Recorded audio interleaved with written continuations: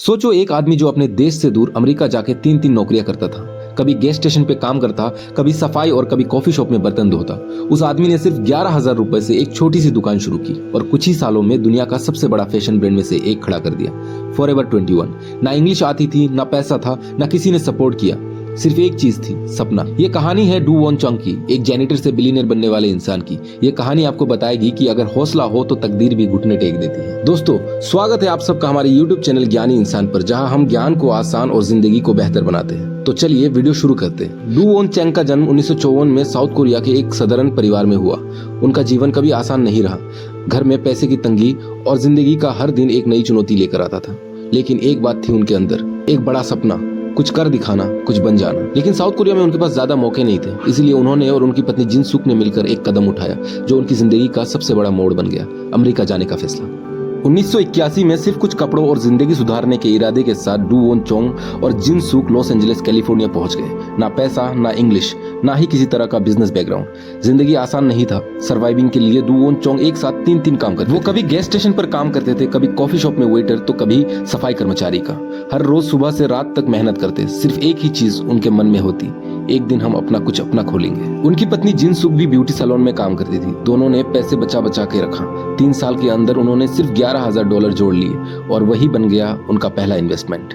1984 में सपने का पहला कदम फैशन 21। 1984 में लॉस एंजलिस में उन्होंने एक छोटी सी क्लोथिंग शॉप खोली जिसका नाम रखा फैशन 21। टारगेट ऑडियंस थी उन जैसे लोग, कोरियन अमेरिकन इमिग्रेंट्स जो फैशन पसंद करते थे लेकिन महंगी चीजें अफोर्ड नहीं कर सकते थे। पहले ही साल में उनके स्टोर ने $7 लाख का बिजनेस किया, जो उनके लिए सपने से कम नहीं था। दोनों पति पत्नी ने अपने बिजनेस को अपने बच्चे की तरह पाला।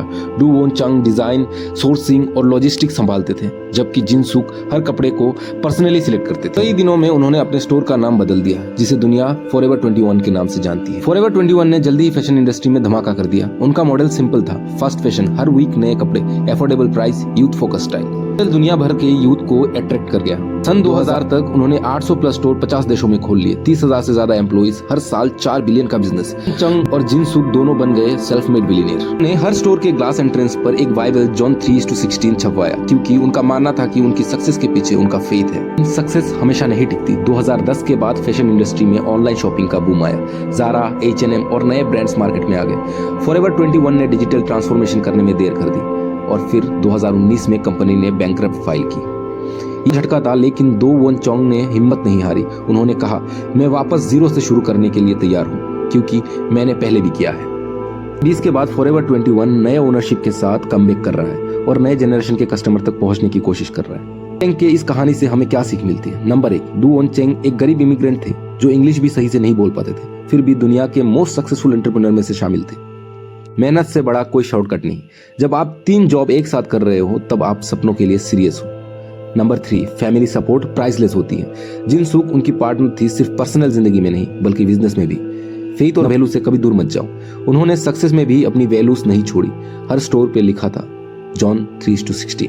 दोस्तों, आज भी डू वॉन चेंग की कहानी एक मिसाल है। अगर आपके पास सपना है, हिम्मत है और आप रेडी हो हर मुश्किल का सामना करने के लिए, तो दुनिया की कोई भी ताकत आपको रोक नहीं सकती। तो अगर ये कहानी आप लोगों को अच्छी लगी तो वीडियो को लाइक कीजिए, शेयर कीजिए और चैनल को सब्सक्राइब कीजिए।